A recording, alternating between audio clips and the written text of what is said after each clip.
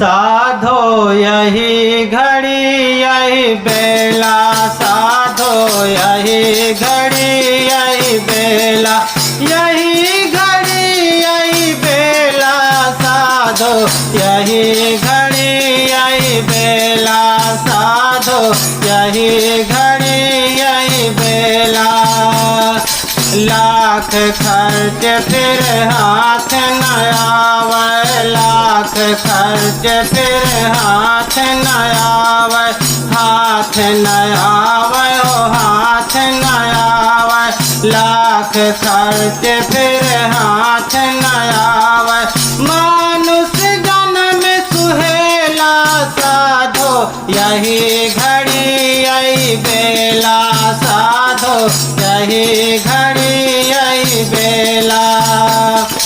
क्या तू सोया जाग सवेरे, क्या तू सोया जाग सवेरे, जाता हमसे अकेला, साधो यही घड़ी यही बेला, साधो यही घड़ी यही बेला, यही घड़ी यही बेला, साधो यही घड़ी यही बेला, साधो यही घड़ी यही बेला।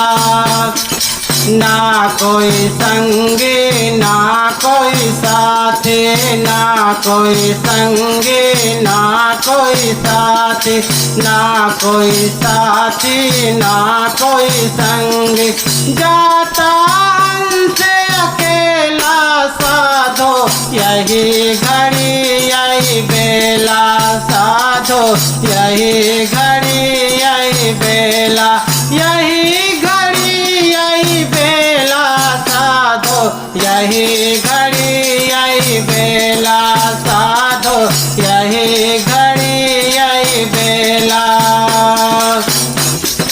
काहे कबीर गुरु गुण गावो, काहे कबीर गुरु गुण गावो, गुरु गुण गावो, गुरु गुण गावो, काहे कबीर गुरु गुण गावो।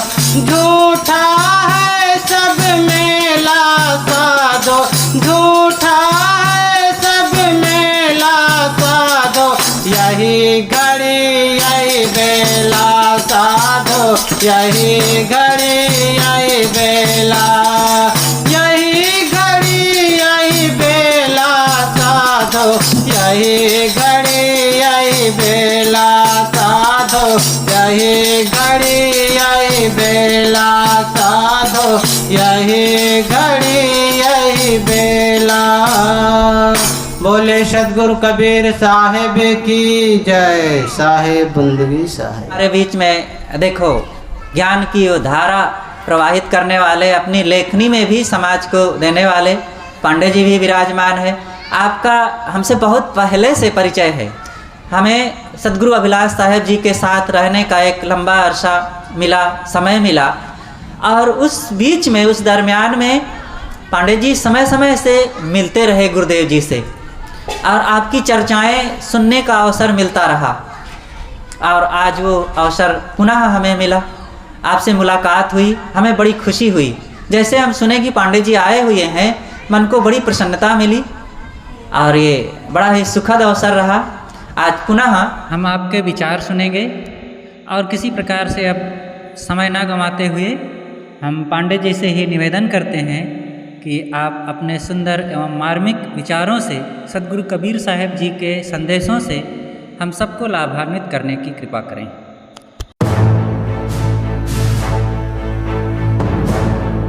परम वंदनीय मंच पर बैठे और हमारे सामने बैठे संतजन, देवियों और सज्जनों,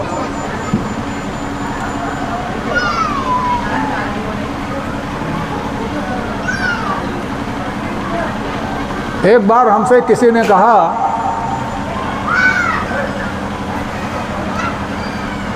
कि आप तो कबीर के बारे में बहुत जान गए। मैंने कहा मैं कबीर साहब के बारे में कुछ नहीं जान पाया। क्योंकि कबीर साहब के बारे में जान लेना, कबीर साहब की वाणी का एक अंश भी जान लेना, कबीर हो जाना हो जाएगा। कहाँ से प्रारंभ किया जाए ये समझ में नहीं आता, क्योंकि कबीर वाणी का कोई अंत नहीं है, कोई मध्य नहीं है। मैं सीमित रह करके, क्योंकि मेरा ख्याल है समय भी कम है, 2 बिंदुओं पर बोलना चाहूँगा। उसके पहले मैं कहना चाहूँगा कि महात्मा कबीर के बारे में हमारी किताबों में जो कुछ भी पढ़ाया जाता है सब गलत पढ़ाया जाता है, और कहीं सुनी बातों पर पढ़ाया जाता है, उसका कोई साक्ष्य नहीं है, और जो साक्ष्य है वो लोग देखना नहीं चाहते। इसलिए महात्मा कबीर के बारे में सुनी सुनाई बातों पर बिल्कुल यकीन ना करें, और जो आप लोगों ने कक्षा 5 में, 8 में, हाई स्कूल में, इंटर में पढ़ा है भूल जाएं, और जो आपको अर्थ बताया गया है कबीर वाणी का वो भी भूल जाएं। आप अपने मन से सोचें, आप सही अर्थ पे पहुंच जाएंगे। अब मैं बात पे आता हूं। पहली बात मैं करूंगा भजन पर। भजन की बड़ी चर्चा है, सभी तरफ भजन की चर्चा है। कोई भी पंथ हो, भजन भजन भजन। भजन है क्या? अभी साहब जो भजन कह रहे थे, वास्तव में वो भजन नहीं है। जो बोल रहे थे वो भी भजन नहीं है, जो गा रहे थे वो भजन नहीं है, जो बोल रहे थे वो भजन नहीं है। दोनों उपदेश है। वो आप सबको उपदेश कर रहे थे, लेकिन क्या करें, आप सब भजन ही जानते हो। कोई चीज़ बजने लगी, कोई गाने लगा, तो आप कहते हो भजन हो रहा है, और चाहे फिल्मी गाना ही क्यों ना हो, वो भजन हो जाएगा। आप लोग कम लोग हो, लेकिन सब लोग पढ़े लिखे हो। आप लोग हमको एक बात का जवाब दें। जब आप कक्षा 3 में आपने पहली बार भाग लगाना सीखा था, हिंदी में जब गणित की किताब पढ़ा था, तो उसमें भाग जो लगाना सीखा था, उस भाग में जिसमें भाग देते थे उसको क्या लिखा हुआ था, क्या कहते थे आप? नहीं याद है। क्यों नहीं याद है? क्योंकि उस समय तो याद करना पड़ता था, भूल गए। उसको कहते थे भाज्य। जिसमें भाग दिया जाता उसको कहते थे भाज्य, और जिससे भाग दिया जाता था उसको कहते थे भाजक, और जितनी बार जाता था उसको कुछ लोग कहते थे हासिल, और कुछ लोग कहते थे भजन फल, और अंतिम में जो होता था उसको कहते थे शेष। और पूर्ण भाग तब होती थी जब शेष शून्य हो जाए। भजन इससे समझिए, और भजन समझिए ब्रज भाषा के शब्द भाज से। सूरदास के पद में आपने कहीं पढ़ा होगा, चलो भाज। आज भी ब्रज में बोला जाता भाज चला। भाज चला माने भाग गया। भजन इसको कहते हैं। पहले भाग चला का बताते हैं। हम यहाँ हैं, जैसे भी हैं, हम यहाँ से ऊब गए, अब हम भागना चाहते हैं इससे। तो 2 तरह से भागेंगे। एक तो भागेंगे लक्ष्य बना करके, चलते हैं बम्बई, वहीं कुछ करेंगे, यहाँ बेकार है। अब हमारा लक्ष्य हो गया बम्बई जाने का, कुछ करने का, ये हुआ भागना। और हम कुछ नहीं सोचे, चुपचाप निकल गए घर से। कहाँ जाएंगे मालूम नहीं है, जहाँ तकदीर ले जाएगी वहाँ जाएंगे। ये है पलायन। तो पहले तो भागने और पलायन करने का अंतर, वो है पलायन बिना उद्देश्य के, और भागना है उद्देश्य के साथ। तो जब हम यहाँ से ऊब करके भागते हैं तो कहीं से जुड़ने के लिए भागते हैं। तो जो कहीं से जुड़ने के लिए होता है वो भजन है। जो कहीं से जुड़ने के लिए होता है वो भजन है। अब भजन क्या है अभी बाद में बताएंगे। अभी तो मैंने भजन का लक्षण बताया। भजन वह है जो कहीं से भागकर कहीं जुड़ने के लिए होता है। योग क्या है? योग क्या है? कहीं से भागकर कहीं से जुड़ने के लिए होता है। तो भजन क्या है? योग है। अब दूसरी तरह से समझिए, ये हमारा जीवन जो है इसे हमें बिताना है। समझ लीजिए, इसकी भाग लगानी है, इसको शेष करना है। तो हमारा जीवन जो है ये भाज्य है। अब इसको हमें बांटना है ऐसा कि भाग पूरी हो जाए, और पूरी भाग होने के लिए हमको भाजक चाहिए। जैसे 20 में हम 3 से भाग देंगे तो शून्य नहीं आएगा, 5 से भाग देंगे तो शून्य आ जाएगा, 4 से भाग देंगे तो आ जाएगा, 2 से भाग देंगे तो आ जाएगा, 3 से नहीं आएगा, 7 से नहीं आएगा। तो हमको पहले यह जानना है कि हमारा जीवन है क्या, हम हैं क्या। तब उसके अनुसार हम तय करें कि हमारा भाजक क्या होगा। अगर हमारे पास है इतनी बुद्धि तो हम तय कर लें कि हम कैसे, हमारा जीवन कैसे बटेगा। लेकिन अगर बुद्धि नहीं है तो कौन बताएगा? गुरु बताएगा। तब गुरु के पास जाइए। अगर आपको अपना भाजक नहीं मिल रहा है, आपको अपना ही भाजक नहीं मिल रहा है, तो गुरु के पास जाइए, गुरु आपको बता देगा। लेकिन ऐसे गुरुओं से सावधान रहिएगा जो आप गए और उसने कहा ये लो। ऐसे नहीं होता भाजक। भाजक हमको वह गुरु बताएगा जो हमको कुछ दिन तक देखेगा, हमारा जीवन देखेगा, हम कैसे हैं कैसे नहीं हैं, क्या करते हैं क्या धरते हैं। जब ये देखेगा तब वो भाजक बताएगा कि बेटा तुम ऐसे करो। और जो पहुंचे आपकी माला मंत्र दे दिया वो भाजक नहीं बता पाएगा। एक चीज। अब ये हो गया भाज्य की बात और भाजक की बात। भजन फल आप जानते हैं क्या फल होगा? फल आप इतना किनारे कुछ भी रखो, कोई कुछ भी कहे इतना मिला इसको, लेकिन अंत में मिला आपको शून्य। और शून्य हो जाना ही हमारे जीवन का लक्ष्य है। शून्य हो जाना ही तो मोक्ष है। अगर कुछ बचा रह गया तो मोक्ष है ही नहीं। तो ये जो हमको मिला है ये उसी शून्य में शामिल हो गया। और लोगों को लग रहा है कि इसको इतना मिला। क्या मिला? स्वर्ग मिला। अरे 7 पीढ़ियां तर गईं, वो कुछ नहीं हुआ, हम मुक्त हो गए। यही सब है।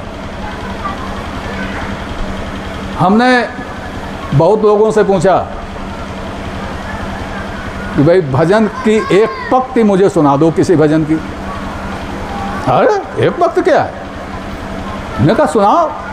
यार मजाक करते हो। हमने कहा भी सुनाओ। बड़ा दमखम लगा के उन्होंने कहा भजमन रामचरण सुखदाई। हमने कहा भजन है? ये तो उपदेश है भाई। आप अपने मन से कह रहे हैं भज, भज कहाँ रहे हो? फिर कहे ये, हमने कहा ये कीर्तन है। कहा ये, हमने कहा उपदेश है। हमने कहा ये, हमने कहा ये सौगान है। उन्होंने कहा ये, हमने कहा चमचागिरी है। भजन कहा नहीं जा सकता, भजन गाया नहीं जा सकता, भजन किया जा सकता है। और भजन वैसे ही किया जा सकता है जैसे साहब ने कहा है। साहब ने जैसे कहा है। वो कौन सी साखी है इस समय याद नहीं आ रही है, कि मन को एकाग्र करके जब निरालंब हो लिया जाता है तब एक ज्योति प्रकट होती है। यही भजन है। तो एक तो ये भजन पर मुझे कहना था। दूसरा मैं सत्संग पे कहना चाहता हूँ। आप लोग यहाँ सत्संग करने आए हैं, कोई कहेगा सत्संग सुनने आए हैं। ना कोई सत्संग सुनता है, ना कोई सत्संग करता है। वो टाइम बिताने आया है, टाइम पास करने आया है। चौबे जी ने बुला लिया है इसलिए आया है, पड़ोसी जा रहा है इसलिए आया है, स्टेटस दिखाना है कि हम सत्संग में गए थे इसलिए आया है, क्योंकि सत्संग का माने ही नहीं मालूम। सत्संग में कितना सुख है इसका वर्णन करते करते तमाम ऋषि मुनि साधु संत चले गए, लेकिन सत्संग की समझ किसी को नहीं आई। ऋषियों मुनियों को आ गई, हम उनको नहीं कहते, हम लोगों को नहीं आई। देखिए साहब ने कहा विष्णु सदेशा भेजिया, दिया कबीरा रोए। जो सुख साधु संग में सो वैकुंठ न हो, ये है सत्संग। अब कबीर को कौन सा ज्ञान अर्जित करना था? भाई कबीर साहब तो पहुंचे हुए थे, उनको सत्संग से क्या मतलब रह गया था? उनको सत्संग से क्या मिलता? लेकिन उनको भी सत्संग से सुख मिल रहा है। इसका मतलब क्या हुआ? इसका मतलब हुआ सत्संग में आपको नई बात मिले या ना मिले, ज्ञान मिले या ना मिले, सुख मिलेगा, बशर्ते कि आप सत्संग का अर्थ समझ लें। सत्संग में 3 शब्द हैं। एक शब्द है सत, एक शब्द है सम और एक शब्द है गा। सत का मतलब होता है क्या? सत का मतलब वह सत्य जो नित्य हो और सुंदर भी हो, कल्याणकारी हो। सत में इतने सारे गुण होना चाहिए तब वो सत होता है। मैं सद की बात नहीं कर रहा, स और दा पर हलन की बात नहीं कर रहा, मैं सत की बात कर रहा हूं, जिससे सच्चिदानंद बना, सत चित आनंद, मैं उस सत की बात कर रहा हूं। तो सत होना चाहिए। उसके साथ अब ये हो गया सत। उसके बाद 2 शब्द हैं सम और ग। सम का मतलब होता है सम्यक, सम्यक का मतलब होता है 100%, 90-99 नहीं, 100%, पूरा पूरा, परफेक्ट, फुल, मैक्सिमम पॉसिबल, ये होता है सम। और गा का मतलब गमन, गा का मतलब होता है गमन, सत्य के साथ 100% गमन, ये सत्संग है। सत्संग का मतलब संत के साथ गमन नहीं है, संत को सुनना नहीं है, संत के पास बैठना नहीं है और संत के साथ चलना भी नहीं कि पीछे पीछे संत के चलो तो सत्संग हो गया, नहीं। सत्य के साथ गमन करना है, सत्य के साथ। और सत्य संत बताएंगे, यहां से सुनिए और उसके साथ अभी से गमन शुरू कर दीजिए। लेकिन आजकल क्या होता है, सत्संग के नाम पर बड़ा अच्छा सत्संग हुआ, बड़ी अच्छी कहानियां सुनाई गई, बड़ी ज्ञान की बातें हुई, बीच में सुनने वाले खुशूर खुशूर करते रहे, हालचाल पूछते रहे और बातें करते रहे। यहाँ से गए और फिर वही हो गए जो पहले थे। यहाँ आए थे तो भाई से झगड़ के आए थे, यहाँ सुना भरत मिलाप और इतना बढ़िया सुनाया गया कि रोए भी, आंख से आंसू भी निकले।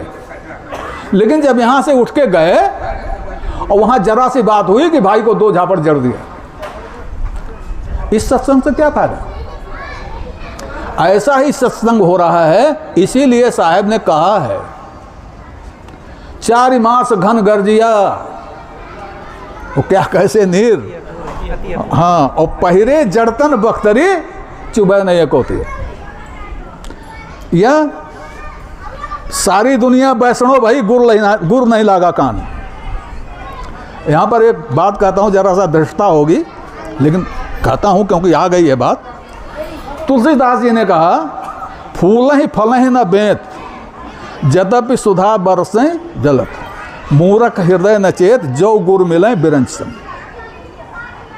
आप सब लोग इसका अर्थ जानते हैं। आचार्य रामचंद्र शुक्ल जी तुलसीदास के बड़े प्रशंसक हैं, और उनकी प्रशंसा में या कबीर के विरोध में वो ये कहते हैं कि कबीर की वाणी में विज्ञान की किनकी भी देखना मूर्खता है, किनकी भी खोजना मूर्खता है। अब तुलसीदास जी की वाणी में फूलें फलें न बेत कहाँ गया? आजकल तो ऊसर में लहलाती फसलें हो रही हैं, बिना अमृत बरसे हो रहा है कि नहीं हो रहा है? कहाँ गई वैज्ञानिकता? कबीर की वैज्ञानिकता देखिए, उसी बिंदु पर 4 मास तक वर्षा हुई ज्ञान की आपके शहर में। ये आए प्रवचन कर गए, वो आए प्रवचन कर गए, और ऐसा लगा कि सारी दुनिया वैष्णव हो गई, लेकिन गुरु नहीं लगा कान। यहां से आया यहां निकल गया, लगा नहीं, आया निकल गया। लगा का मतलब लगा नहीं, यहां से आया यहां निकल गया, तो गुरु नहीं लगा कान। तो जब गुरु कान नहीं लगेगा तो मूर्ख हृदय को चेत नहीं होगी। गुरु का दोष नहीं है कि जो गुरु मिले बिरंच सम, मूर्ख हृदय न चेत। ऊसर की उपमा देना नहीं, ये उपमा गलत करे कोई। इस उपमा, जो उपमा साहेब ने कहा, उसकी वैज्ञानिकता को कोई टच करे नहीं, टच कर सकता। वैज्ञानिक है, पूरी तरह से वैज्ञानिक है। तो सत्संग का मतलब मैं समझता हूँ कि मैंने जो अभी फ़िलहाल कह सकता था कह दिया। कहने को बहुत बातें हैं। कबीर साहब के प्रति नज़रिया बदलना चाहिए, और नज़रिया उनका बदलना चाहिए जो कबीर साहब को पता नहीं क्या क्या समझते हैं। आँख खोल के पढ़ना चाहिए, आँख खोल के पढ़ना चाहिए। और कबीर को आप या कोई भी तब तक नहीं समझ सकता जब तक वो ये मानता है कि कबीर कम पढ़े लिखे थे। जिस दिन आप ये मानना शुरू कर दोगे कि कबीर जितना पढ़ा लिखा कोई संत आज तक हुआ नहीं, तब आपको कबीर की वाणी समझ में आएगी। कबीर की चुनौतियां हैं, उस चुनौतियों को खारिज करो। बहुत बड़े विद्वानों, कबीर कहते हैं, आधी साखी कबीर की 4 वेद का जीव। गलत सिद्ध करो। आधी साखी सिर खड़ी जो निर्वारी जाए। और क्या पंडित की पोथियां रात दिवस मिल गए। चुनौती है, करो इसको। बहुत से बाबा लोग कहते हैं कबीर दर्शन नाम की कोई चीज़ नहीं है।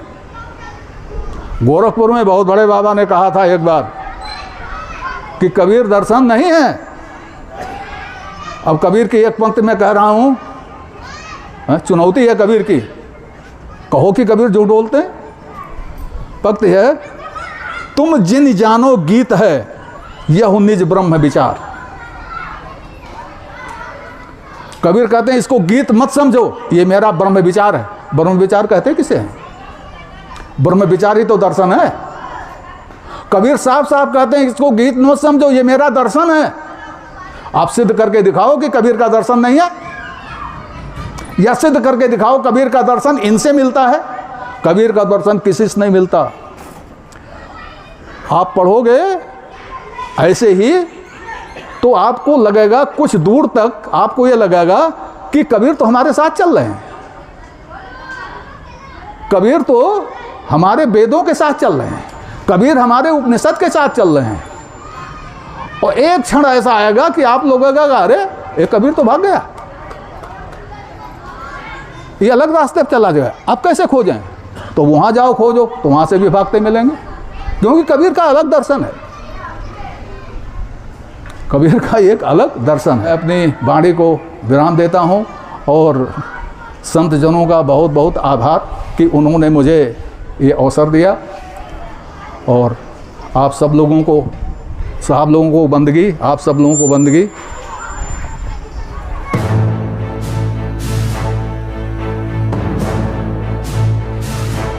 अजर अमर त्रय काल सत्य जो अनंत चेतन, निज अनुभव से जान जात जो शांत तेज घन, निर्विकार निर्द्वंद सदा सरोपर सोई, ते पद दर्शक देव रहन युत बोधक जोई।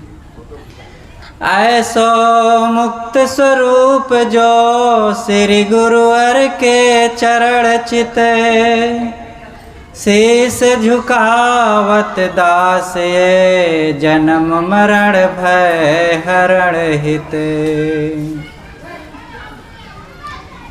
परमाराध्य गुरुदेव जी, मंचासीन मुदमंगलमय पूजनीय संत समाज, मंच पर विराजमान हमारे सम्मानीय श्री पांडे जी, सम्माननीय सज्जनों, भक्तिमयी माताओं बहनों,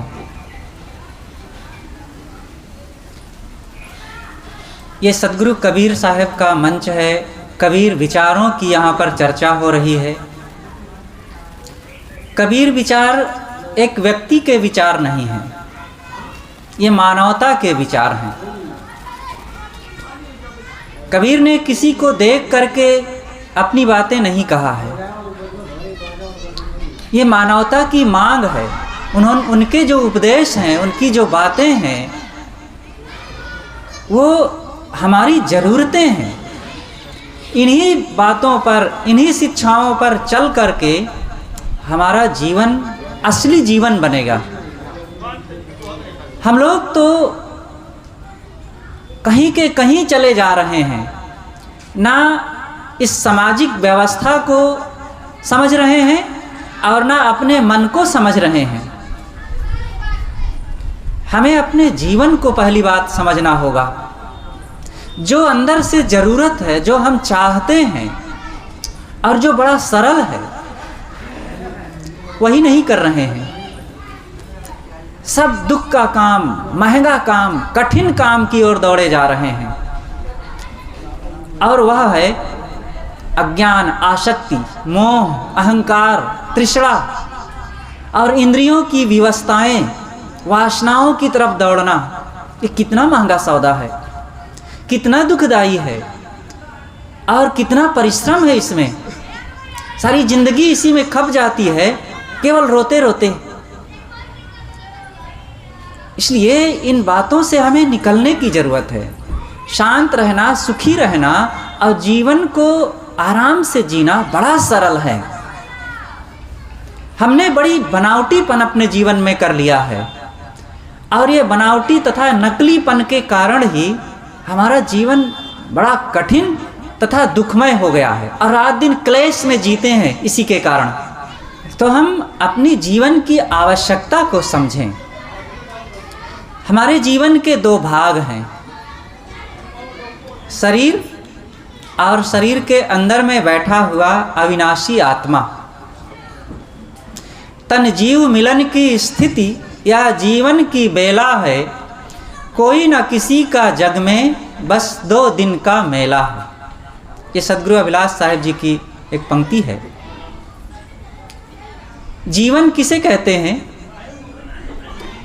शरीर और आत्मा के मिलन को जीवन कहते हैं। केवल शरीर को जीवन नहीं कह सकते और केवल आत्मा को नहीं कह सकते, दोनों का संबंध है।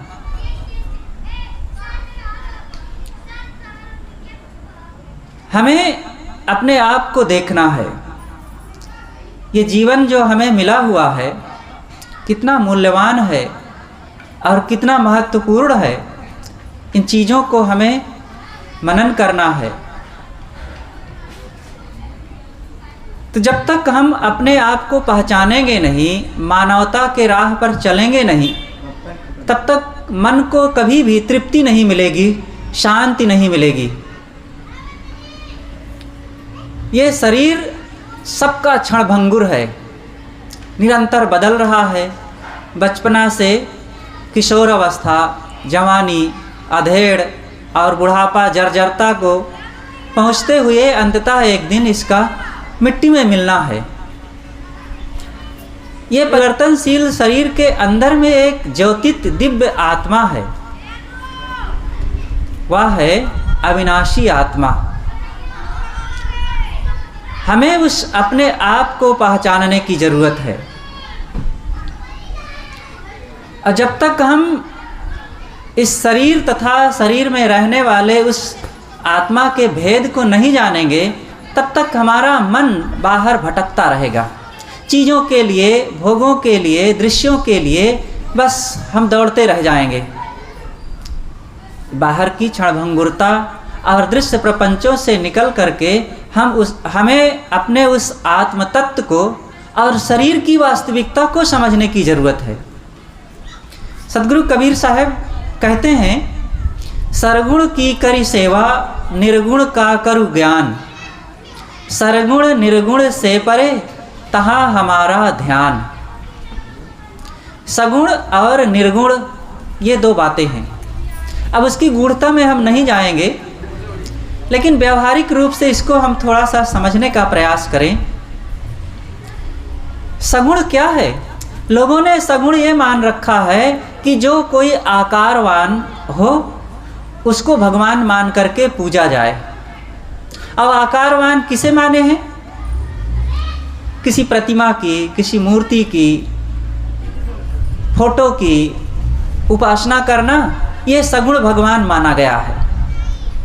वास्तव में जब हम जड़ चीज़ों में आकार देख सकते हैं, आकार मान करके उसकी पूजा कर सकते हैं, तो क्या ये बैठे जो चलते फिरते प्राणी हैं, जो सही गलत का निर्णय करते हैं, जो खाते हैं, जो बोलते हैं, क्या इनमें आकार नहीं है? वास्तव में इन प्राणियों की पूजा, प्राणियों की सेवा ही सगुण भगवान की सेवा है। कहीं अलग से भगवान नहीं मिलेंगे। ये भगवान का स्वरूप ये प्राणियों में जो बिखरा हुआ है, सबके अंदर में बैठी हुई वो चेतना है, यही भगवान है। हम लोग बाहर खोजते रहते हैं, वो भगवान इन प्राणियों में है। और प्राणियों की सेवा करना, और घर परिवार में, समाज में, जहाँ कहीं भी हम रह रहे हैं, इन प्राणियों के साथ सुंदर बर्ताव करना, इनका सम्मान करना, यही सगुण भगवान की सेवा है। सही अर्थों में हम जब तक सगुण भगवान को पहचानेंगे नहीं, केवल हम भगवान के गीत गाते रह जाएंगे। खूब शास्त्रों में, पुराणों में, बड़ी बड़ी पोथियों में भगवान की बातें बताई गई है, लेकिन सच्चे भगवान को हमने पहचाना नहीं। सदगुरु कबीर ने वही वास्तविक भगवान को दर्शाया है। आत्म तत्व, आत्म ज्ञान बिना नर भटके, कोई मथुरा कोई काशी। कस्तूरी कुंडल बसे मृग ढूंढे बन माही, तैसे घट घट राम है दुनिया जानत नाय। आत्म तत्व, चैतन तत्व, यही भगवत तत्व है। हमें कहीं बाहर से भगवान मिलेगा नहीं। ये प्राणियों की सेवा, जो जहाँ रह रहे हैं, लोगों के साथ सुंदर बर्ताव करें। हम कुछ पशु पक्षी या जो कोई जानवर हैं, इन सब का सत्कार करना, उचित सेवा करना, जिनको हम पाल रखे हैं, इनको चारा पानी देना, ये सब भगवान की पूजा है, भगवान की सेवा है। इन प्राणियों के साथ सुंदर बर्ताव नहीं करते, बल्कि इनको दुख देते हैं। और जो ना खा सकता है, ना पी सकता है, ना बैठ सकता है, ना हमारी पूजा को और ना हमारे सत्कार को समझ सके, उसकी पूजा में खूब लगे रहते हैं। इसलिए हम सही अर्थों में पूजा और भजन को पहचानें। सद्गुरु कहते हैं, सरगुण की करी सेवा, निर्गुण का करु ज्ञान। सगुण भगवान है। ये सगुण का मतलब है कि प्राणियों की सेवा करना वर्तमान में, और निर्गुण को लोगों ने मान रखा है कि शून्य में पुकारना। शून्य में कहीं भगवान नहीं है। निर्गुण का मतलब है जो 3 गुणों से परे हो, सत रज तम, और वो 3 गुणों से परे आपके अंदर में बैठा हुआ दिव्य चेतन आत्मा है, आत्मस्वरूप, ज्ञान स्वरूप चेतन। और वो सबके अंदर में बैठा, जिसके रहने से यह शरीर चलता है, जिसके रहने से व्यक्ति उठता बैठता है, खाता पीता है। कौन है वो? आत्मा को जानने के लिए हमारे ऋषियों ने कितना सूक्ष्म विश्लेषण किया है, और सदैव से इस बात को हमारे ज्ञानियों ने, ऋषि मुनियों ने वर्णन किया है। लेकिन हम लोग बीच में उस सही धारा को, ज्ञान को छोड़ दिए हैं। कुछ का कुछ बोलने लग गए, सोचने लग गए, मानने लग गए। अंतः शरीरे ज्योतिर्मयो ही शुभ्रोयम पश्यन्ति यतयः क्षीण दोषा। ये ऋषि वचन है। शरीर के अंदर में बैठा हुआ जो चेतन आत्मा है, चमकदार, देदीप्यमान, और वो अविनाशी चेतन आत्मा है। कहीं बाहर से वो मिलने वाला नहीं है, सबके अंदर में, व्यक्ति के अंदर में जो बैठा है, जिसके रहने से यह शरीर चलता है, बोलता है, हंसता है, वो कौन है? वही अविनाशी आत्मा है। हम अपने आप को भूल गए हैं, अपने आप को हम पहचाने। जब तक हम अपने को पहचानेंगे नहीं, दुनिया में कहीं भी चले जाएं, कुछ भी मानते रहें, पूजते रहें, संतोष नहीं होगा। एक व्यापारी था, वो घोड़ों का व्यापारी था। एक राज दरबार में पहुंचा अपना घोड़ा लेकर के। राजा साहब से कहता है, राजन आप हमारा घोड़ा खरीद लीजिए। राजा ने कहा, ठीक है भाई, हमें घोड़े की ज़रूरत है, बताओ तुम्हारा घोड़ा कितने का है? उन्होंने कहा, हुजूर 50,000 रुपये का है। कहा, यार बहुत महंगा घोड़ा है, कुछ कम करो कीमत। कहा, ठीक है हुजूर, कम कर देंगे, कितने में दोगे? कहा, 2 रुपये में दे देंगे। कहा, अरे 50,000 का घोड़ा तुम 2 रुपये में कैसे दे दोगे? कहा, नहीं हुजूर दे देंगे, एक छोटी सी चीज़ की कमी है उसमें। कहे, कौन सी चीज़ कमी है, क्या कमी है? कहा, हुजूर कोई खास बात नहीं, बहुत छोटी चीज़ है। कहे, बताओ तो क्या कमी है? कहे, उसमें जान नहीं है। कहे, अरे यार जान नहीं तो क्या हम लाश को खरीदेंगे? देखिए वो जान कितनी बड़ी होती है, और उसके ना रहने से वो 50,000 का घोड़ा अब 2 रुपये में भी कोई खरीदने को तैयार नहीं हो रहा। वही एक छोटी सी चीज़ जब निकल जाती है तो प्रिय माता, प्रिय पिता, भाई, पति या पत्नी, कोई प्रिय नहीं रह जाता। कोई उसको घर में बैठाए नहीं रख सकता, कोई उसको फिर माता पिता, भाई या पति पत्नी नहीं कहता है। फिर वो क्या चीज़ है? उसी को कहा जाता है, अरे वो कुछ नहीं है, ना चीज़ है, तुच्छ है, जो कुछ है भगवान है। अथवा जो कुछ मानते कहते धन है तो सब कुछ है। ये दोनों भूल में हैं। जो कहते हैं भगवान सब कुछ है, वो भूल में है, और जो कहते हैं कि नहीं धन है तो सब कुछ है, महाभूल में है। अरे आप हैं तो धन भी है, आप है तो भगवानों की कल्पना हो रही है। अपने को हम भूल गए हैं। अच्छा, भगवान को कौन चाहता है? हम चाहते हैं। भगवान की तलाश तो हो रही है, अब अपनी तलाश ना किए। धन को कौन उपयोग करेगा? हम उपयोग करेंगे। तो हम कौन है? मूल में तो हम है ना। और वही हम तत्व निकल जाता है तो इस शरीर में फिर मैं और तू, हम और यह कहने वाला गया, और शरीर जहाँ के तहाँ पड़ा है।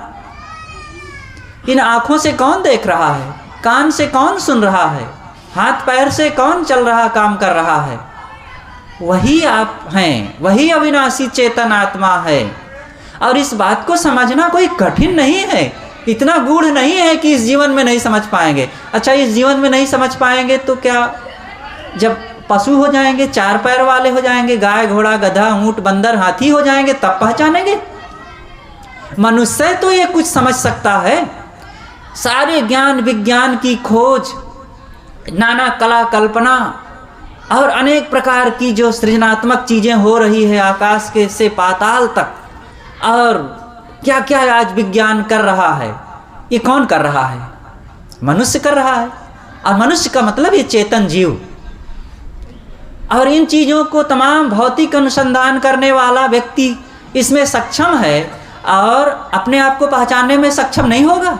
इसको कोई भगवान आकर के बताएगा, पहचान करवाएगा? जो मैं खुद हूँ, मैं को कोई दूसरा मुझे बताने आएगा?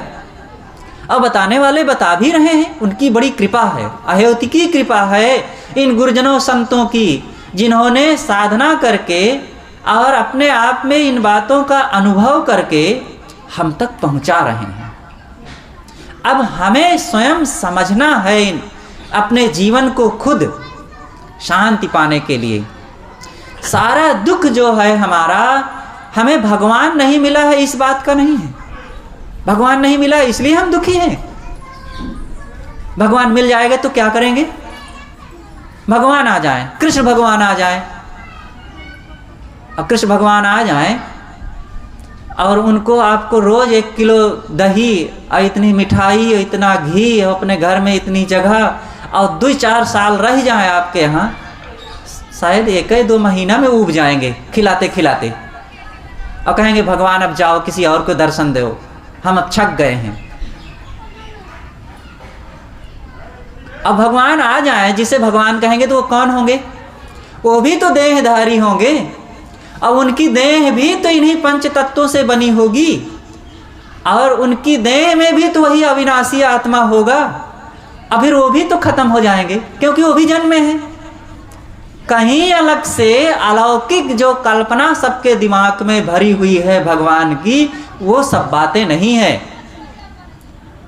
और जब वही देहधारी भगवान को चाहते हैं, वो आएंगे, वही मिल ही जाएंगे, तो वर्तमान में ये सब भगवान तो हैं। इनके अंदर वो आत्म तत्व है, उसको पहचानो। हाँ, जो हमें पूर्ण बोध दे सके, जो उस दशा में ठहरे हुए हैं, वो ज्ञानवान, बोधवान, रहनी संपन्न सद्गुरु संत हैं। इसीलिए महाराज श्री राम ने ऋषि मुनियों को भगवान शब्द से संबोधित किया है। शास्त्रों में जो ज्ञानी है, जो बोधवान है, जो आत्मनिष्ठ हैं, उन महापुरुषों को भगवान शब्द से पुकारा गया है। और आज हम लोग अलौकिकता में चले गए हैं। इन प्राणियों से, इन मनुष्यों से अलग कोई अलग रूपवान भगवान की कल्पना में है। अब केवल वो कल्पना है। कल्पना के लड्डू खाने से कुछ मिलता है? 2 मित्र थे, चले जा रहे थे, धूप थी, गर्मी थी, बहुत थक गए थे, बहुत परेशान हो रहे थे। तो एक ने कहा कि यार बहुत थकान लगी है, भूख लगी है। कहा अब यहाँ तो कुछ है नहीं, मन ही मन में भूंजा चबैना कुछ खाओ। कहा अरे यार जब मन ही मन में खाना है तो भूंजा चबैना काहे खाएं, लड्डू पूड़ी क्यों ना खाएं?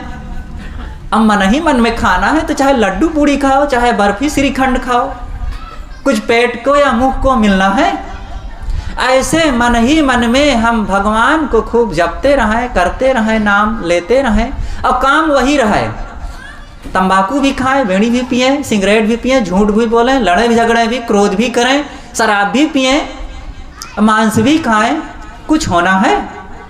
सब कुछ सत्यानाश हो रहा है। जीवन हमारा खराब हो रहा है, कर्म खराब है, सोच खराब है, विचार खराब है, जीवन खराब है, व्यवहार खराब है। हमने मानव जीवन का लाभ क्या पाया? बहुत पढ़े लिखे हैं, मनुष्य शरीर में हैं, और विद्वान भी कहलाते हैं, बाबा भी कहलाते हैं, बहुत कुछ कहलाते हैं, लेकिन ये सब कहलाने से कुछ नहीं होगा। हमारे जो कर्मों का नियम है, जीव के जो अपने नियम हैं, वो हमारे बाहरी लेवल से बदल नहीं जाएगा।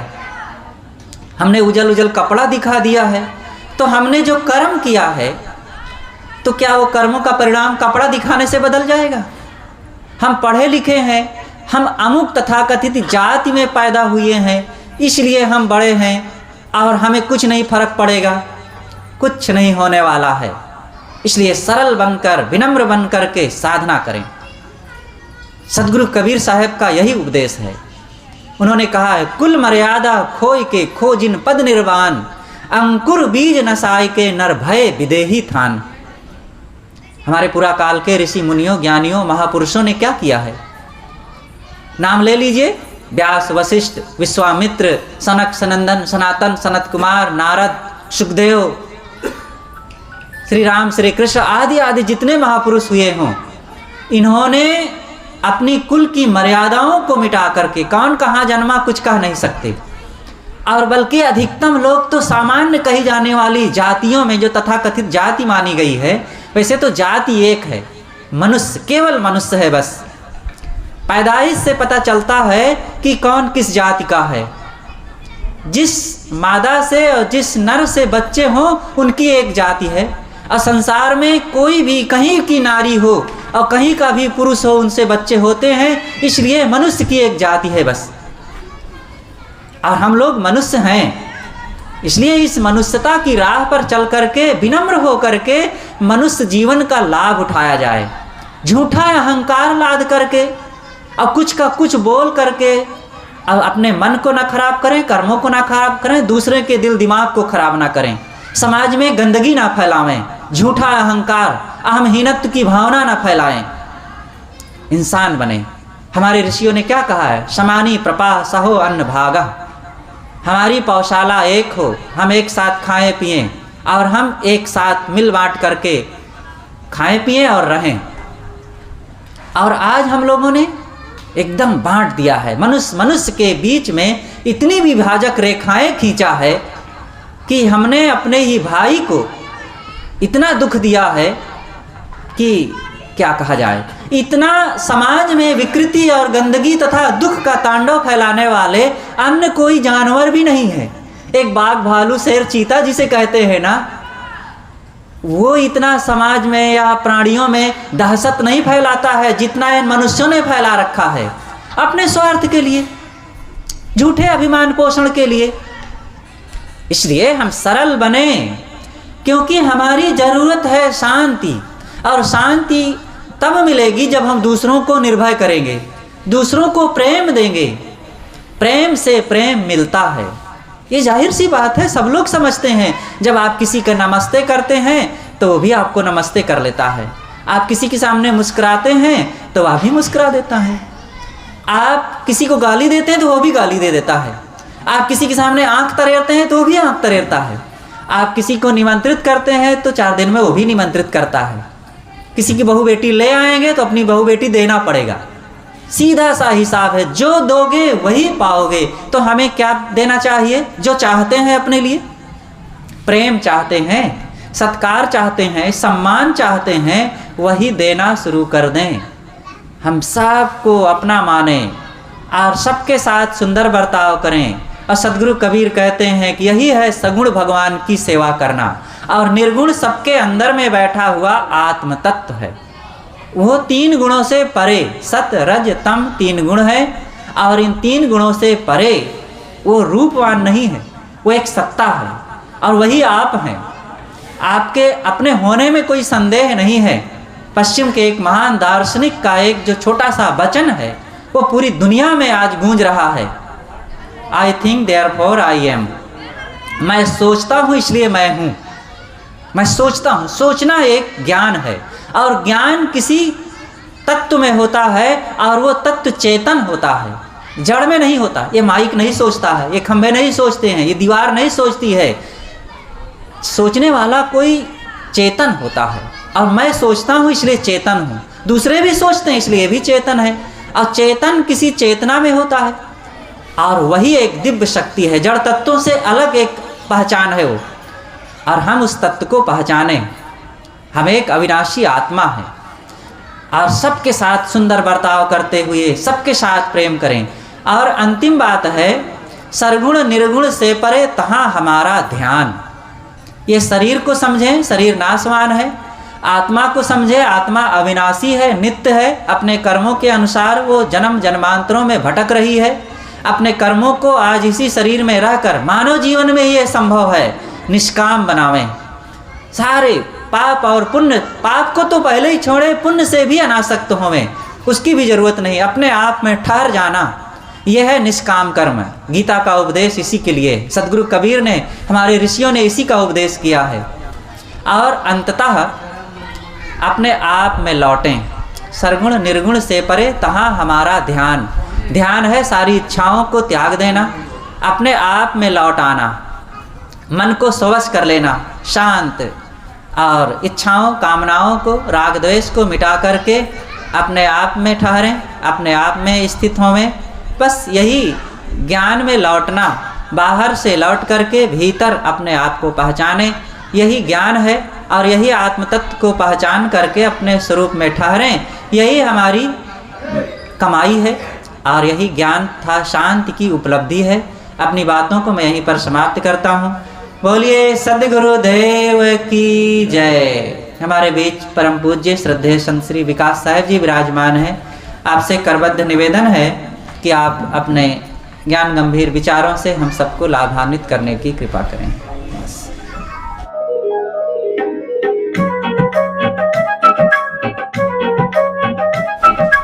मंगलमय मंगल करन देन बंध गुरु संत, जन्म मरण दुख दमन हित बारंबार नमंतु।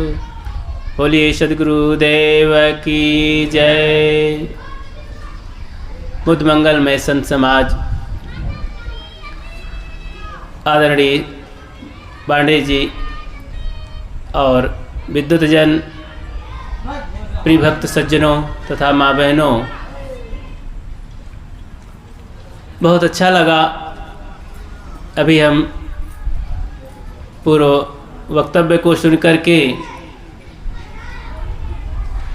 हमारे श्री पांडे जी की बड़ी देर से अभी चर्चा हुई, कमरे में बैठ करके अच्छा लगा। सद्गुरु कबीर के बारे में, कबीर शब्दावलियों को सब लोग नहीं समझ सकते हैं। गुरमुख वाणी से जब कभी अच्छे विचारवान संत गुरुजनों के पास बैठते उठते हैं अथवा उनके ग्रंथों को पढ़ते हैं तो कुछ थोड़ा थोड़ा समझने की कोशिश करते हैं, आने लगता है। कबीर का अर्थ है प्रेम की उपासना, धरती पर दूर दूर फैले सद्भावना। कबीर विचार पूरी मानवता को समेट कर चलता है, उसमें कहीं भेदभाव इत्यादि नहीं है। तो इस तरह से कबीर को समझ करके ही मनुष्य मानवता को समझ सकता है, अथवा मानवता जब आएगी जीवन में तो कबीर को समझने लगेंगे। दोनों प्रकार से है। अच्छी समझ जब निर्भयता की, निर्विरोध की, इंसानियत की, कुछ खोज परख जब विचार आते हैं तभी आदमी समझता है। किसी पक्ष में जब तक चिपका होता है तब फिर वो सत्य को और कबीर को नहीं समझ सकता। पक्षा पक्षी के कारणे सब जग रहत भुलान, निष्पक्ष होय के हरि भजय सोई संत सुजान। निष्पक्ष होकर के हमें सच्चाई तक पहुंचना है। उसके लिए विचार, सद्गुरु कबीर बड़ी सरलता से सबको विचार करने की बात कहते हैं और विचार की साखी में ही अपनी बहुत सारी बातें, गंभीर बातें कह देते हैं। वे कहते हैं, कर विचार विकार परिहर तरण तारण सोए, कहें कबीर भगवंत भजनर दुतिया और न कोय। विचार करो और विकारों का त्याग करो। विचार करेंगे तभी तो पता चलेगा कि क्या अच्छा है, क्या बुरा है, क्या सही है, क्या गलत है। जब पता चला कि ये गलत है तो उसी को त्यागना चाहिए, ये सही है उसी को पकड़ना चाहिए। अब विचार करते नहीं तो सही गलत का निर्णय कहाँ से आएगा। तो एक तरफ से हम सब सावधान, 22.5 पसेरी कहावत में है, लोग कहते हैं, सबको मान लेते हैं लपसी लौंग अनेक सारा। तो विचार करने से पता चलता है, बिना विचार किए आज व्यवहारिक क्षेत्र में और पारमार्थिक क्षेत्र में, दोनों क्षेत्रों में लोग उलझ करके इतना रोते हैं और पागल बन जाते हैं, मूर्ख बन जाते हैं कि अब क्या कहें।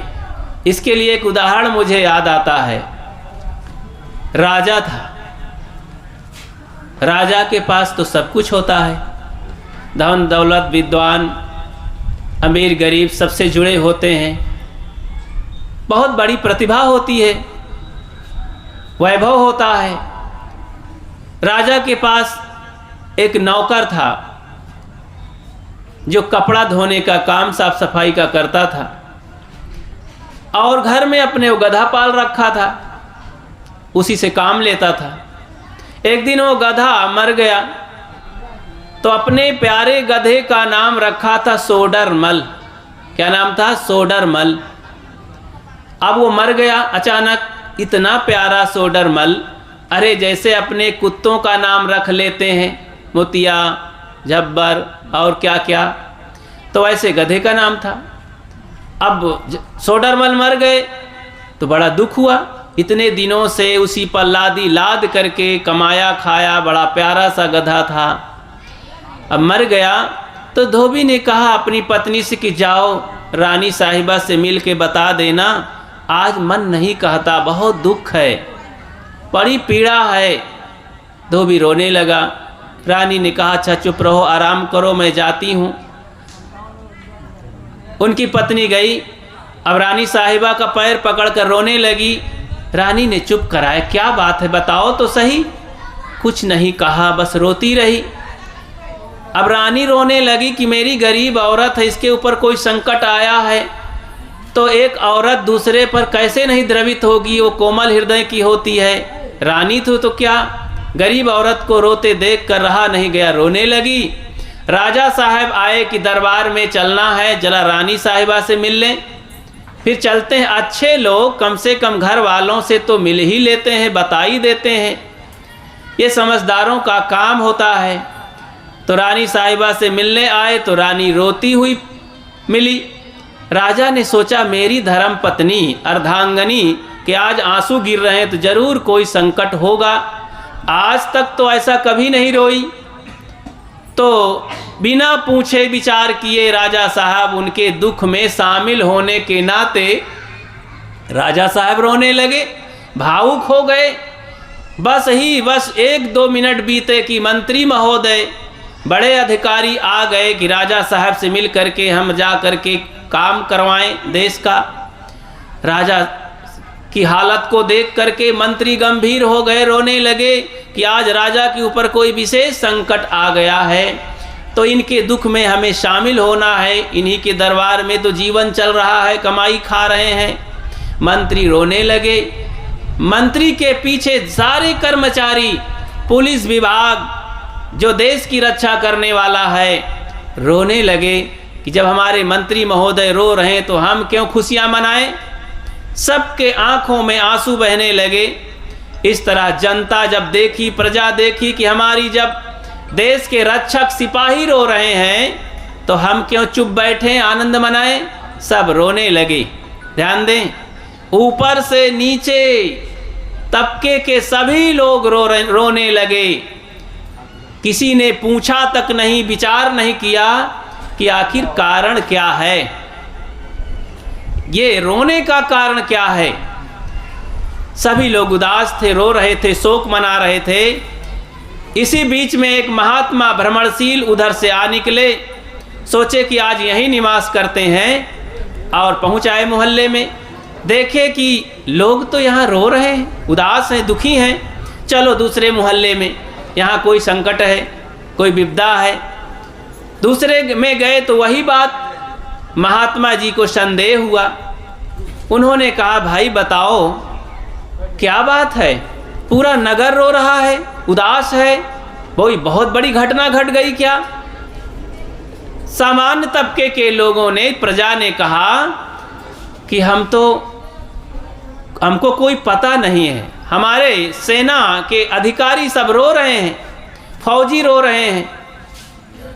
महात्मा जी ने कहा कि अब चलें पता लगाएं, तो कारण बताओ, ये अभियान चालू कर दिए महात्मा जी। फौजियों के पास गए, सिपाहियों के पास, भाई क्यों रो रहे हो, आपके पास तो बड़ी ताकत है, बड़े बड़े संकट को आप दूर कर सकते हो, देश की रक्षा करना चाहिए, तुम खुद रो रहे हो। कहें महात्मा जी इस पर तो हमने सोचा ही नहीं, हमारे मंत्री महोदय रो रहे हैं इसलिए हम रो रहे हैं।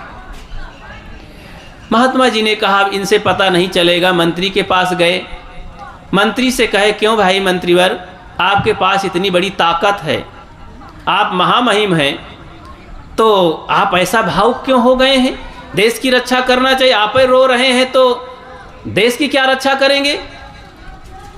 मंत्री ने कहा महात्मा जी मेरे राजा साहब रो रहे हैं इसलिए मैं रो रहा हूँ, आगे मैं कुछ नहीं जानता हूँ, बता नहीं पाऊँगा।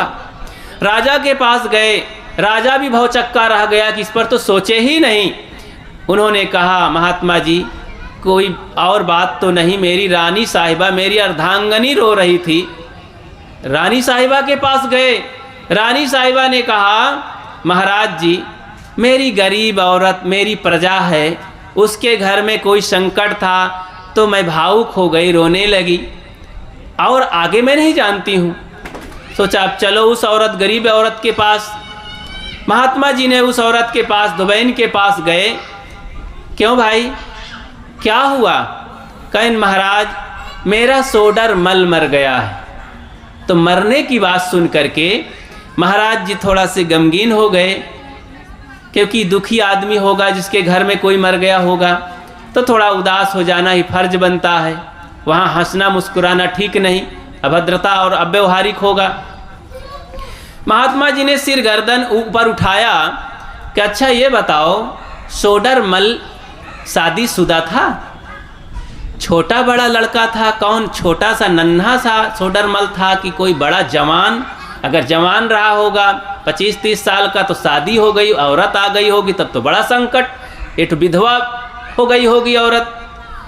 तो इसी ध्येय से महात्मा जी पूछ पड़े कि क्या वो बड़ा सोडर मल था शादीशुदा वाला।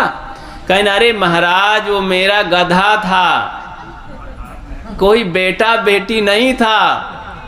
इतना सुनते ही औरत के तो पसीना छूट गया रानी साहिबा को, इतना लज्जित हुई। राजा साहब सुने तो मुंह दबाए, सिर झुकाए, अपने महल में भागे कि हम गधा के मरने से रो रहे हैं, पूरी प्रजा रो रही है, सेना रो रही है, कितनी मूर्खता की बात। हम इतना पढ़े लिखे, इतना धनवान, इतना महामहिम हैं, लेकिन इतनी छोटी सी बात पर विचार नहीं कर पाए। नीचे से ऊपर तक बिना विचार किए सब रो रहे हैं ना पूरे नगरवासी। धर्म के क्षेत्र में बंधुओं यही बात है, चाहे कोई बड़े शंकराचार्य हो, कोई पंडित जी हो, विद्वान जी हो, धर्माचार्य जी हो, गुरु जी हो, महात्मा जी हो, सब तरफ अनविचार चल रहा है, सब पूंछ पकड़े भागे चले जा रहे हैं, चिंतन नहीं है, विचार नहीं है। सदगुरु कबीर बार बार कहते हैं करहु विचार तो सब दुख जाई। वे सब सुख और सब दुख की बात करते हैं। अब ऐसे महामहिम कबीर को लोग कहते हैं अनपढ़ थे। क्या पागलपन ये भारतवर्ष के विद्वानों की है। विदेश के लोग तो यही कहते हैं कि ये भारत के लोग कैसे हो गए हैं। आज कबीर पर पूरा विश्व रिसर्च कर रहा है। हमारे देश के लोग कहते हैं अरे कबीर तो सदुक्कड़ी बोलते थे, पढ़े लिखे नहीं थे।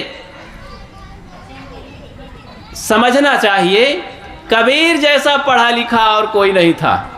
उनके व्याकरण को देखिए, उनके कथन को देखिए, लोगों का माथा ठनकता है, अर्थ का अनर्थ कर डालते हैं लोग। संत महात्मा भले ही न पढ़े हों, विचारवान अगर हैं तो उनकी भाषा को समझ लेते हैं और उनके रहनी को समझ लेते हैं कि वो संत क्या कहना चाहते हैं। बहुत भाषा शिल्पी न होने से भले ही संत न कह पावें, लेकिन अपने कल्याण के लिए उनके पास पर्याप्त मात्रा आ जाती है, पर्याप्त ज्ञान हो जाता है। इसलिए सदगुरु कबीर के विचारों में हमें समझना है। उन्होंने कहा, जो तू चाहे मुझको छाड़ सकल की आस, मुझ ही ऐसा होए रहो सब सुख तेरे पास। अगर तुम मुझे चाहते हो, वहाँ पर मुझे का मतलब कबीर साहब ये नहीं कहते हैं कि मेरा चेला बन जाओ, वे कहते हैं अपने आप को चाहते हो। जो मैं कहने वाला ये आत्मा है, अथवा उनकी बात करें तो वे जो कुछ कहते हैं, जो कुछ करते हैं, और उनका पूरा व्यवहार, परमार्थिक जीवन सब ओतप्रोत हो गया था। वे सत्य में समाहित हो गए थे। उनके मुख से जो कुछ निकलता था इतना सच में ढल चुका था कि कुछ गलत होता ही नहीं था। वे अपनी टेढ़ी मेढ़ी जैसी भी भाषा में बोल जाते थे, सब भाषा नई भाषा बन जाती थी। वे भाषा के डिक्टेटर थे, भाषा लाचार थी उनके सामने। कहीं भी उनकी साखी चौपाई देख लीजिए, रमैनी शब्द देख लीजिए, कोई भी कथन जो कुछ कह देते हैं सब सच्चाई से भरा हुआ होता है और बड़ा गुरु गंभीर होता है, बड़ा वजनदार हो जाता है, समझते ही बनता है। इसीलिए तो कहते हैं, आधी साखी कबीर की चार वेद का जीव, चारों वेदों की जान हो जाती है। तमाम दुनिया के ग्रंथ पढ़ डालिए, कबीर की आधी साखी जीवन में उतार लीजिए बस। पोथी पढ़ पढ़ जगमुआ पंडित भया न कोय, ढाई अक्षर प्रेम का पढ़े सो पंडित होए। बहुत पुथन्ना हम पढ़ लिए हैं, लेकिन प्रेम से जिंदगी जीना नहीं जाने। क्या जाने? अपने आप को नहीं जाने। अपने आप को नहीं जाने तो क्या जाने? माना है कि दुनिया के सभी साज जाना है, अपने आप को न जाने तो खाक जाने। इसीलिए अपने आप को जानने की जरूरत है। दिल में खोज दिलहिमा खोजो है करीमा रामा, करीम राम ईश्वर परमात्मा भगवान खुदा गाड, जो कुछ बाहर हम कहते हैं ये अच्छे अच्छे शब्द हैं। पानी, वाटर, तो, नीर, आप, जल, एक ही वस्तु का नाम है। भाषाएं अलग हैं, ऐसे ही शब्दावलियां हैं। उसी आदमी को सज्जन कहते हैं, दुर्जन कहते हैं, दुष्ट कहते हैं, डॉक्टर, मास्टर, कलेक्टर, सब उसी आदमी को कहते हैं। बस आदमी के अंदर क्वालिटियां बदल जाती हैं, योग्यताएं बदल जाती हैं। आदमी तो वही है, और वही अपनी दुष्टता से चोर, बदमाश, कसाई बन जाता है, और वही अपनी सज्जनता और गुणवत्ता से ज्ञानी, महात्मा, भगवान, परमात्मा बन जाता है। तो हमारे शास्त्र ही सब कह रहे हैं, ये कोई मैं नई बात नहीं बताता। लगता है कि ऐसा तो कोई प्रमाण नहीं मिलता है। मिलता है। उपनिषद में आप डुबकी लगाइए, जो आत्मचिंतन गहन गंभीर उस जमाने का, जब ये जंगली युग था, दुनिया सो रही थी, उस समय हमारे ऋषि मुनि आत्मचिंतन कर रहे थे। लेकिन अफसोस है कि उपनिषद का ज्ञान सो गया, तो पुराण का ज्ञान चालू हुआ। तमाम तरह के उटपटांगे ज्ञान विचार मस्तिष्क में भर गए। सब भूत प्रेत, देवी देवता, जंतर मंतर, गोबर, माटी, पानी, पत्थरा में सब उलझ गए, और आदमीयता और मानवता सब सो गई। और इतना देखो, वैज्ञानिक युग में आकर के भी तमाम तरह के नाटकबाजी में जिंदगी बीत जाती है, शांति का नामो निशान नहीं रहता है। सारे दुर्गुण, दुराचार, दुर्व्यसन, वासनाओं में आदमी सो रहता है। इतना पढ़ लिख करके अपने बच्चों को कैसे बना रहे हैं लोग? स्वयं की जिंदगी कैसी है? आज वृद्धों को कोई पूछने वाला नहीं होता है। धीरे धीरे शहरी जीवन तो और विपत्ति का जीवन होता चला जा रहा है। यही बढ़िया संस्कृति है क्या? यही धार्मिक होना है क्या? यही भगवान के पूजा पाठ का फल है क्या? अरे जिसने भगवान के समझ लिया, जीवन को समझ लिया, जिंदगी को जो समझा, जिंदगी को रोता है। हमने अपनी जिंदगी को ही नहीं समझा, मानव जीवन को नहीं समझा। हम तो बाहर खोजने में लगे हैं, भीतर खोजते ही नहीं हैं। आज के वैज्ञानिक देश दुनिया सब मंगल ग्रह पर खोज रहे हैं, चंद्रलोक में खोज रहे हैं, सैटेलाइट ले जाकर वहां बस्तियां बसा रहे हैं। जीवन में हमारे मंगल है कि नहीं, ये कुछ लता पता नहीं। जीवन खोखला है। ठीक है, बाहर की समस्याओं का समाधान कुछ आधी तिहाई कुछ वैज्ञानिक लोग कर रहे हैं, सुविधा दे रहे हैं, कुछ सुख नहीं दे रहे हैं। सुख अलग चीज़ है, सुविधा अलग चीज़ है। बंधुओं, बिना सुख के, शांति के सुविधाएं हमको पूरा नहीं बना पाएंगी। तभी तो सब कुछ हो रहा इस तरक्की के ज़माने में, मगर अफसोस है आदमी अब तक नहीं होता। रोशनी कोर्ट किलों में है, रोशनी फैक्ट्री और मिलों में है, रोशनी खूब महफिलों में है, पर अंधेला सभी दिलों में है। अंधेला छाया हुआ है, विचारहीन जीवन है।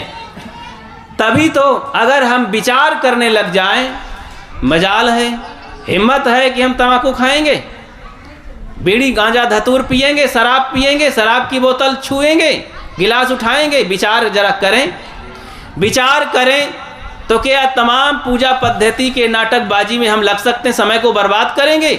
इतना कीमती, अमूल्य, सुनहला अवसर समय है, जिन जिंदगी को कहा जाता है कि पल भर की नहीं है, अभी सांस फिर से जो गई है भीतर लौटे की नहीं। इतना क्षणभंगुर शरीर है, कोई घर है, कोई मशीन है, उसका इंजीनियर बता देता है इतने दिन तक चलेगा, इतने वर्ष के लिए है। क्या इस शरीर को, इस मानव शरीर को कोई कह सकता है, कोई इंजीनियर, कोई साधु महात्मा कह सकता है कि इतने दिन तक चलने वाला है? कोई नहीं, एक पल का ठिकाना नहीं है। और नज़रों नज़र सब देख रहे हैं, फिर भी सब ठीका लिए बैठे हैं। महाभारत में इसीलिए तो कहा गया कि सबसे बड़ा आश्चर्य है कि आदमी अपने कंधों पर कितनी लाशों को दफनाया है, फेंका है और हाथों से उठाया है, नज़रों से देखा है, लेकिन अपने आप को सोचता है कि नहीं नहीं, मैं अभी नहीं मरूंगा, मैं तो अमर होके आया हूँ, मैं बहुत दिन अभी जिंदा रहूँगा। तभी तो दुनिया भर का कर्मकांड करके कहीं बर्थडे मना रहा है, जन्म दिवस मना रहा है, और यहाँ तक कि विवाह दिवस मना रहे हैं लोग। ज्ञानी पुरुष तो कहते हैं विवाह दिवस नहीं है, मृत्यु दिवस है। मृत्यु दिवस मनाना चाहिए, विवाह दिवस बड़ा खतरनाक। तो हाँ, विवाह दिवस को उस समय मनाओ। ये तमाम एल्बम हजारों रुपए का जो लोग बना लेते हैं विवाह में, फिर बुढ़ापा में देखो, जब आंसू बहने लगे तब देखो कि कैसा बढ़िया माजरा रहा है उस समय। कैसे लोग तिलक लगाते हैं और मुकुट पहनाते हैं, लोग दूल्हा राजा कहते हैं, तब पता चलेगा। 4 दिन में सब गड़बड़ हो जाता है। आज जो है कल नहीं रहेगा, जो कल है परसों नहीं रहेगा। इतना परिवर्तन आंखों से दिखाई नहीं पड़ता है। ये क्षणभंगुर शरीर, क्षणभंगुर परिवर्तनशील ये समाज, संसार, ये समय, इसलिए जल्दी से अपना काम करना चाहिए। शांति का काम, ये जीवन इस काम के लिए मिला है। शांति है तो सब अच्छा लगेगा, शांति नहीं है तो कुछ भी अच्छा नहीं लगेगा। छोटा सा उदाहरण देके बंद करता हूँ। एक औरत मेले में अपने बच्चे को लेकर के टहलने चली गई, समय बिताने, क्योंकि गरीब थी, बच्चा रो रहा था, खाने को था नहीं घर में। मेला भीड़ भाड़ वाला, अब वहाँ मिठाइयाँ सजी थी। बच्चा का मन मचल गया देख करके, माँ मुझे मिठाई चाहिए, जलेबी चाहिए, खिलौने चाहिए। अब उनके पास एक पैसा नहीं। औरत ने कहा, बेटा ये नकली मिठाई है, घर में असली मिठाई खिलाएंगे। ये नकली खिलौने हैं, घर में असली खिलौने देंगे। बच्चा को बहाना मिल जाता, चुप हो जाता। पीछे उसके एक आदमी था, वो निसंतान था, बच्चों और संतान का भूखा प्यासा था। उसकी 50 साल की ज़िंदगी हो गई थी, बच्चे नहीं हुए थे। भगवान और देवी देवता को मनाते मनाते बहुत तंग था। सोचा कि हे भगवान, ये बच्चा मुझे मिल जाता तो मैं इसकी कामना पूरी कर देता, लेकिन ये औरत अकेली है, कैसे करूं? चुप शांत हो गया। पीछे लगा था, इतने में भगदड़ हो गई। मेले में कभी कभी हो जाती है। औरत के हाथ से बच्चा छूट गया, औरत कहीं अलग, बच्चा कहीं अलग हो गया। बच्चा रोने लगा। वो आदमी देख लिया, दौड़ करके गया, बच्चे को उठा लिया। कहा, बेटा कितनी मिठाई खाएगा, बोल, मैं कितना खिलौने तू लेगा? नहीं खाऊंगा, नहीं चाहिए मुझे खिलौने। बस रोने लगा, रो रहा था। तो बोल, आखिर क्या चाहिए तुझे? उसने कहा कि मुझे माँ चाहिए। बस माँ के लिए रो रहा था। जब माँ के गोद में था तो खिलौने अच्छे लग रहे थे, मिठाई अच्छी लग रही थी, जलेबी अच्छी लग रही थी, लेकिन जब माँ नहीं है तो अब मेला में सब कुछ होते हुए उसे कुछ अच्छा नहीं लग रहा है। उसने कहा मुझे माँ चाहिए मेरी। खोज करके माँ के पास ले गया। शिक्षा हमें ये लेनी है कि जब हमारे जीवन में शांति है तभी डनलप अच्छा लगता है, बच्चे अच्छे लगते हैं, पत्नी अच्छी लगती है, ये गाड़ी महल अटारी सब अच्छी लगती है, पद प्रतिष्ठा अच्छा लगता है। शांति नहीं तो बड़े बड़े पद वाले भी नींद की गोली खा खा करके नींद नहीं ले पाते। और बढ़िया ये घुंघराले बच्चे और फूले फाले बढ़िया कोमल कोमल बच्चे आके गोद में तो अशांति युक्त आदमी ढकेल देता है, धक्का देता है, भागो उधर। पत्नी आती है, कहती चुप रहो, भागो उधर, बात नहीं करना है, मूड गर्म है, सबका मूड गर्म है। क्या बात है, सब कुछ तो है। एक साइकिल वाला पैदल ही साइकिल को टहलाते हुए कई दिन से चला जाता था। देखने वाला एक आदमी से रहा नहीं गया, भाई साहब आपकी साइकिल बिगड़ी है क्या? कि नहीं नहीं बिगड़ी नहीं, पंचर हो गई है। कि नहीं। फिर उसका क्या फ्री व्हील खराब है? नहीं नहीं सब ठीक है। आखिर गद्दी हैंडल हचक है क्या? नहीं सब बढ़िया है। तो आपको चलाना नहीं आता क्या? नहीं चलाना भी आता है। तो आखिर पैदल क्यों चलते हो? कहें देखो भाई साहब इसमें चैन नहीं है, चैन। कहें तब फिर क्या? बिना चैन के बेचैन। हमारे जीवन में सब कुछ है, घर में सुंदर पत्नी है, घर बढ़िया है, सोफा है, बच्चे पढ़े लिखे हैं, तमाम डॉक्टर मास्टर हैं, पैसा कौड़ी बैंक बैलेंस है, चारों तरफ से सम्मान है। आखिर क्या वजह है कि नींद नहीं आती? हम बेचैन हैं, अफसोस हैं, कभी कभी मन होता है कि जहर खा लें क्या? पत्नी से लड़ जाते हैं, असंतोष का जीवन है। क्या बात है? वही चैन नहीं है गड़बड़ी कहीं ना कहीं। तो इसी तरह हमको चैन होनी चाहिए, तब ये सारी चीज़ें हमारी काम करेंगी। तब होना है, ये सब कुछ ना हो, बस चैन भर हो। क्या फर्क पड़ता है? नमक रोटी खा करके भी हम अच्छा जीवन जी सकते हैं, झोपड़ी में रह करके भी अच्छा जीवन जी सकते हैं, कम पैसे में भी अच्छा जीवन जी सकते हैं। बस साहब ने इसीलिए तो कहा गो धन गज धन बाज धन और रतन धन खान, जब आवे संतोष धन सब धन धूर समान। बिना संतोष के ये संतोष आता ऐसे नहीं आता है।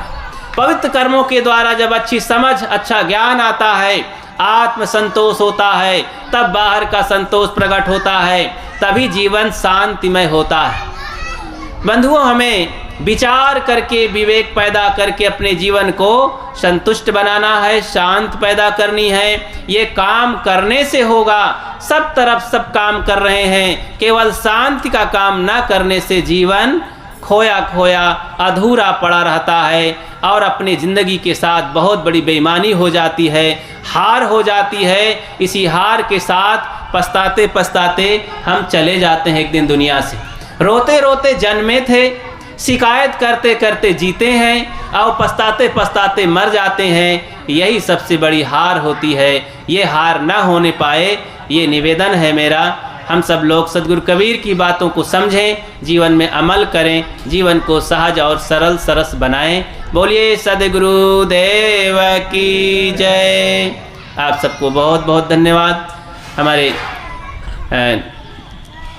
अभी वर्तमान के जो व्यवस्थापक चौबे साहब हैं, इन्होंने व्यवस्था की और जो कुछ आए, जो कुछ व्यवस्था हुई बहुत सुंदर रही। बहुत दिनों से आधा अधूरा सब पड़ा रहा और इसमें आप सब आए, बड़ी खुशी मिली। और अभी हमें निकलना भी है यहाँ से, तो आप सबसे विदा लेंगे और ये कार्यक्रम अभी यहीं पर समाप्त होता है।